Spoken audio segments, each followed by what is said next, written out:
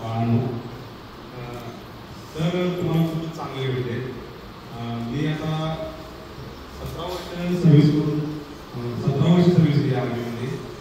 जम्मू काश्मीर, लेह लडाख, सियाचिन परिषद, आसाम, मणिपूर, राजस्थान या ठिकाणी मी सर्व्हिस केलेली आहे 17 वर्ष.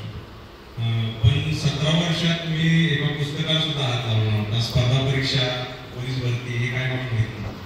कारण आम्हाला फक्त आर्मीमध्ये एक शिकवलेलं असतं, इथं उभं राहायचं बंदूक धरून आणि मारायचं, एकच शिकवलेलं असते. त्यामुळं तिथं आम्हाला अभ्यास किंवा वाचन हे काय होत नसते. मग इथं 17 वर्ष सर्व्हिस करून आल्यानंतर मला थोडंसं वर्दीचं शॉक.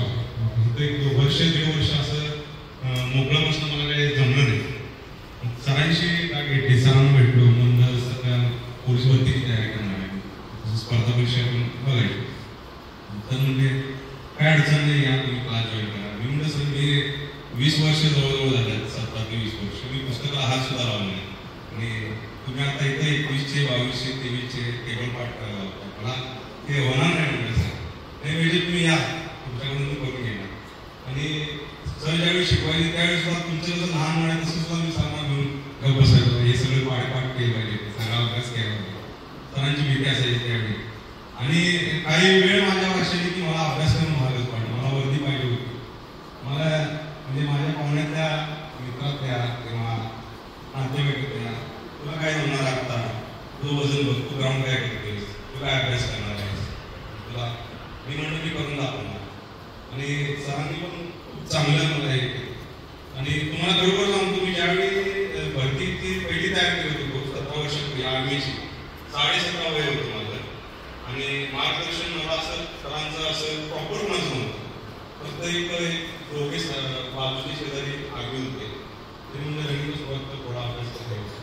त्यावेळी मी अनवाणी म्हणजे पायात शूज नसायचे माझ्या, तरी सुद्धा मी सामनेपर्यंत पळत येतो आहे. त्यावेळी एवढ्या कठीण परिस्थितीत दिवस काढले. तुम्हाला आता एवढं चांगली सवय भेटत खरं सांगतो.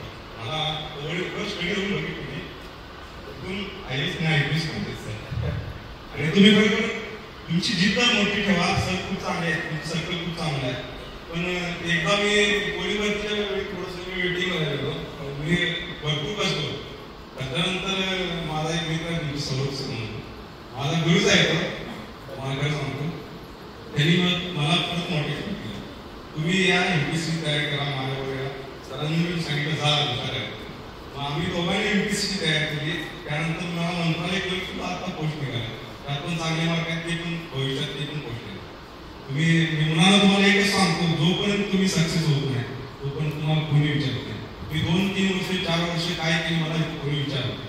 कालची गोष्ट आहे, माझ्या घरात असं बुके रूम भरले आणि मला वेळच नाही, कुठं जाऊ कुठं फोन उचला वेळ नाही, 100 दिवशी तुम्हाला. तुम्ही ज्यावेळी सक्सेस होतात त्याच वेळी तुम्हाला विचारतात, इतर वेळी तुम्हाला कोणी विचारत नाही. सक्सेस व्हा म्हणून खूप मोठं व्हा, अभ्यास करा, चुकीच्या मानाला लागून का, फ्रेंड सर्कल चांगलं ठेवा. आणि ज्यावेळी तुम्ही सक्सेस व्हाल त्यावेळेस वेळी तुमच्या आईवडिलांचं नाव निघतं, तुमचं निघतं. नाहीतर आयुष्य असलं. एवढं बोलून मी सांगतो. धन्यवाद.